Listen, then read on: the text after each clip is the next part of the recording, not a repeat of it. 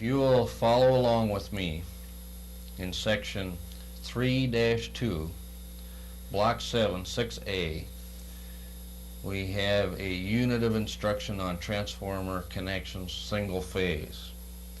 Now, we want to follow the step-by-step procedure and make our transformer connection by vector diagramming where we're supposed to, and just follow the instructions. You'll find it'll be a lot easier. I won't go directly by the instructions, and I'll try and follow as closely as I can. But let's start out with step number 1. What we want to do is vector diagram this system. Now we've got a 4160 3-phase 4-wire system.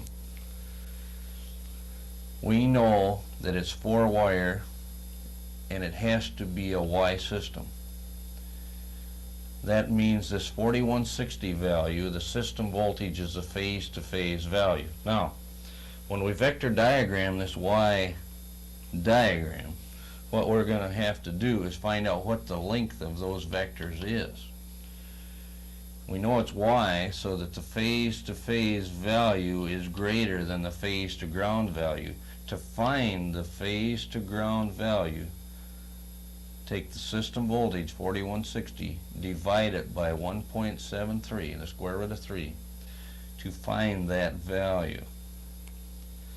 Now, what we're going to do is use that value. We'll draw that value into scale. Now, let's use a scale of 1/8 inches equal to we'll go 240 volt. Let's say 1/8 inches equal to 240 volt. Okay. Now, to find out the actual length of that vector in inches, now we would take 240 volt into 2400 volt. It'll go in there 10 times. That means I have 10/8, which would be 1 1/4 then. Okay. Now, these squares are all 1/8 inch. We've got little crosses in here. They're all 1 inch apart. And also they'll give you the angles. You can diagram in your vectors without the use of a protractor by following those angles. All you have to use is a ruler to measure the actual length when they go at an angle. We won't need a ruler when we go either vertical or horizontal. Okay. Now let's draw in that vector. We know we have to go 10/8. And there's 8 between the crosses, so we have to go 2 past that. So we'll have a vector that'll look about like so. Okay, now to run our vector 120 degrees from there, we know we can follow right along this line right here. This, of course, this crosses right in the middle. You want to try and get your diagram as close to the middle as you can. Okay, we know we have to go 1 1/4 in the northeast direction. So we have to go to this spot right here. And then to the southeast now, I want to go also 1 1/4, and it'll go to about that spot right there. Okay, now what I have to do is draw those in there. Okay, and that'll look like so. And from here up to the center of our diagram again. Okay, now that's our vector configuration. Now we can label the phases. On the high side, let's use uppercase letters. So we'll have A, B, and C. Okay, and in the center now, we're going to have our neutral. We'll ground this out, and it'll look like so. Now, according to the steps, it tells us to label the vectors. We'll put 2400 volt on each vector, like so. Now, we know that the phase-to-phase value is 4160.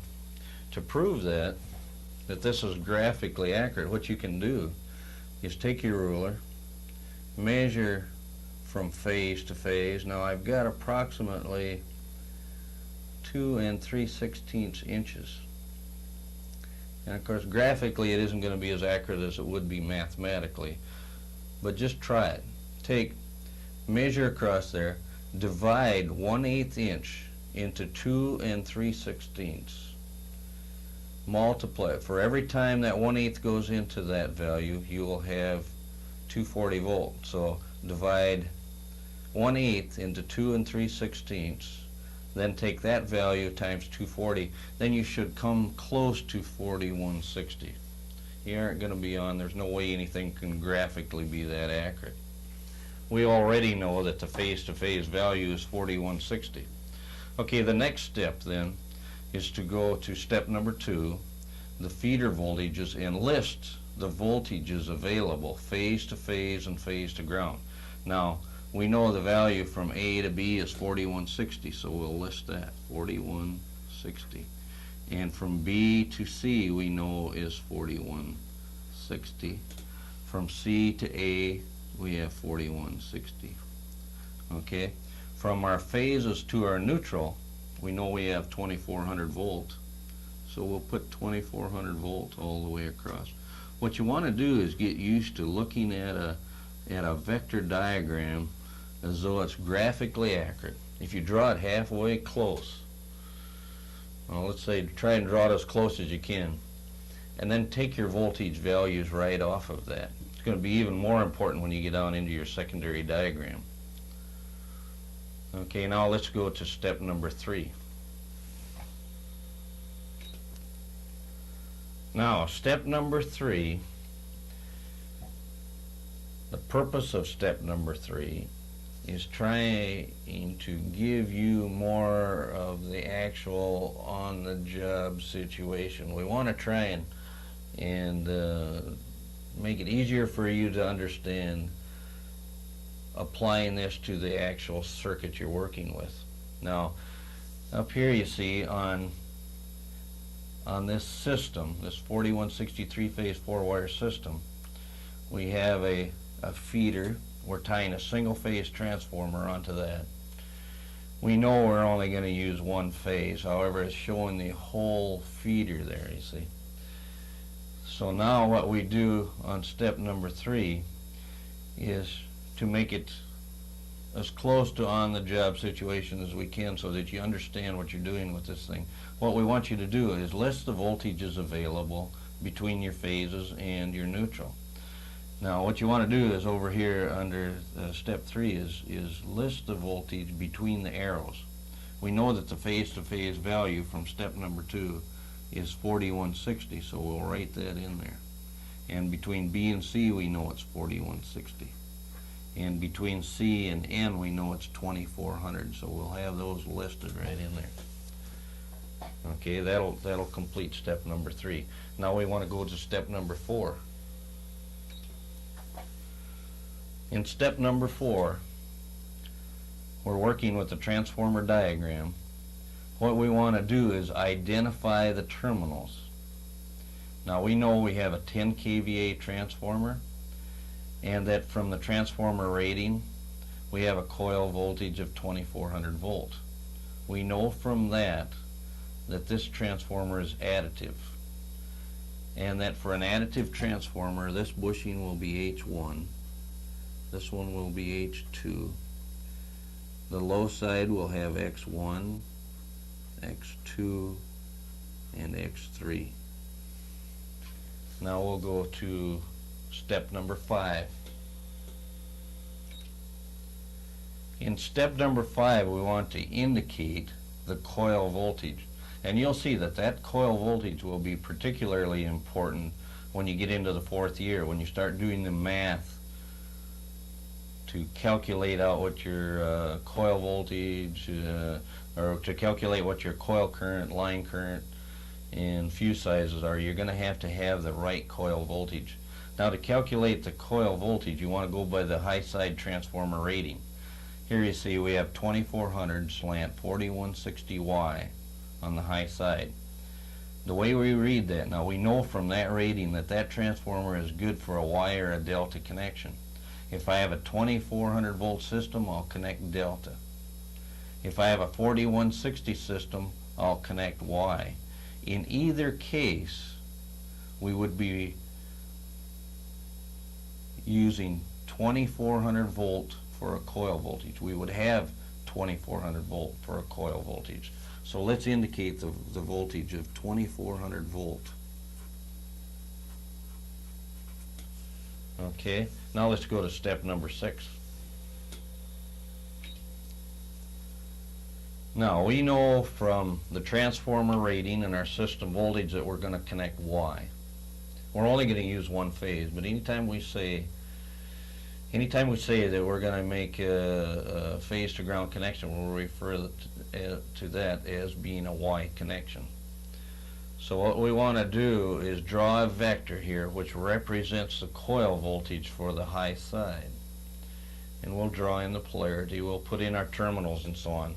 Now, we're only going to have one vector here, so we can use a scale which is quite low. Let's put in, let's say we've got 120 volt, 1/8 inch is equal to 120 volt. Now, we know the high side coil voltage is going to be 2400 volts, so I want a 2400 volt vector here. If I divide 120 into 2400, it'll go 20 times. Or I'll have 2.5 inch vector across here. Now, I said that between the crosses here that we've got 1 inch, so we need, let's put 2/8 on either side of that, and then we would have a 2.5 inch vector. We're going to go from here to here. That would give us 2 4/8, or 2.5 inches. Let's draw that one in there. Okay.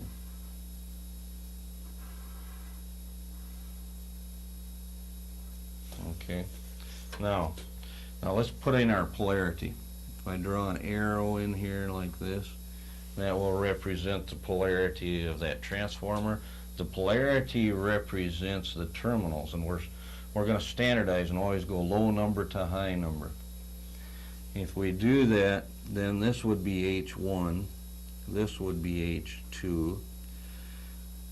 We can tie it to any phase. Let's just tie it to A phase.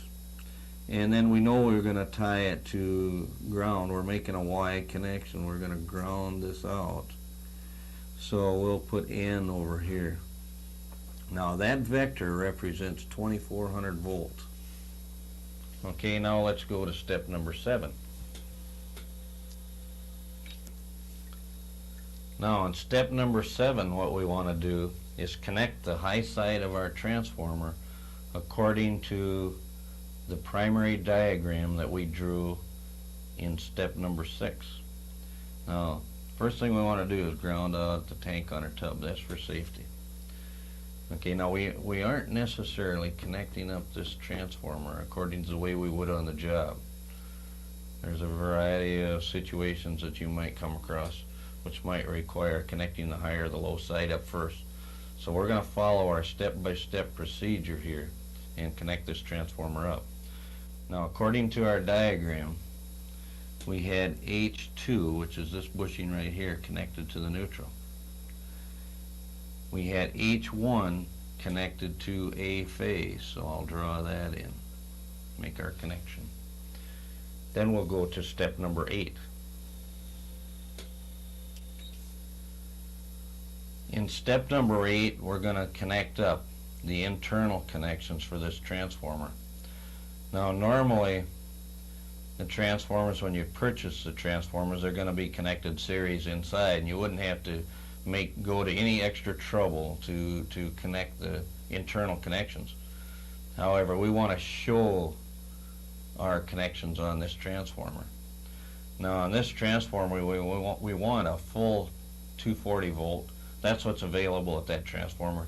So the connections internally will be connected series and look like this. Now let's throw a ground on that tank of that transformer. Now let's go to step number 9. On step number 9, we want to connect up our secondary diagram. We're going to connect up our low side of our transformer. We know that the low side of our transformer, the full voltage value is going to be 240 volts. Let's use a scale of 1/8 inch is equal to 10 volts. Okay, if we divide that into 240 volts, which is the value of our vector. Then we're going to have 24/8. And if we divide 8 into 24, 24/8 you see is an improper fraction. If I divide 8 into 24, you see I'll have a 3-inch vector. Here's the center of our graph paper. We're going to go 1.5 inches in either direction, so I'll have 4/8 on either side of my crosses on either side here. So what I want to do is I'll draw that. I want to go from here over to here. So I'll draw that vector in there. That'll be 3 inches now.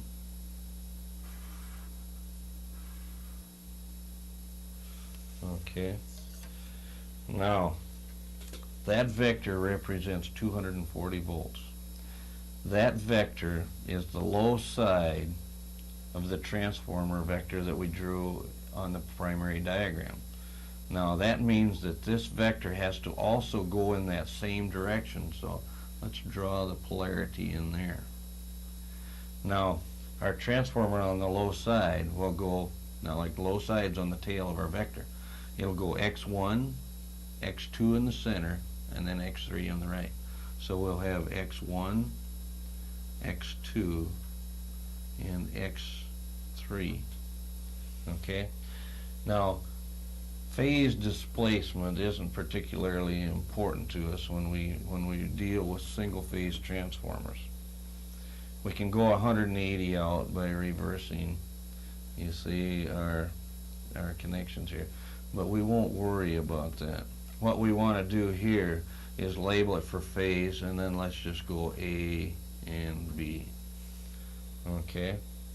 Now, what we want to do is ground our x2, so we'll put that in there as well. And then of course, see, we're using lowercase letters. Well, for our neutral, we'll put our ground, we'll put a lowercase n on there. Okay, now if we label this vector for the voltage values, we're going to have 120 volts from A to N. We're going to have 120 volt from B to N, so we'll put that right in there. Okay, now we'll go to step number 10. Now in step number 10, what we want to do is list the voltages line to line. Line to line, we know we have 240 volt. A to N, we just stated that we had 120 volt. B to N, we have 120 volt. Now, we're on a single phase system, so we have no other phases available. When we have no reference to or doesn't pertain, just draw a line through it. That means no reference to. We'll do that on the feeder voltage on the high side as well. Anytime it does not pertain, then just draw a line through it. Now let's go to step number 11. Okay, now on step number 11, we want to indicate the voltages available, and there again, just like the high side, we're trying to apply this to an on-the-job kind of a situation. So we want to label the voltages between the arrows, and here we're asked for N to A, and there we would have 120 volt. From A to B, or from our line to our line, we're going to have 240 volt. And from our B to our N, we're going to have 120 volt again. Now we'll go to step number 12. On step number 12, we're going to connect the low side of this transformer up. We know that this bushing on the right on the low side is X1, then we have X2, and on the left we have X3. We know that the X2 in the center comes down to our neutral. We make our connection. The X1, if we go by our diagram now, look at your diagram on step number 9, and you'll see where X1 ties to A. So we'll bring that down to A. And that our X3 comes down to B. And with that now we have our transformer connection made by the vector method.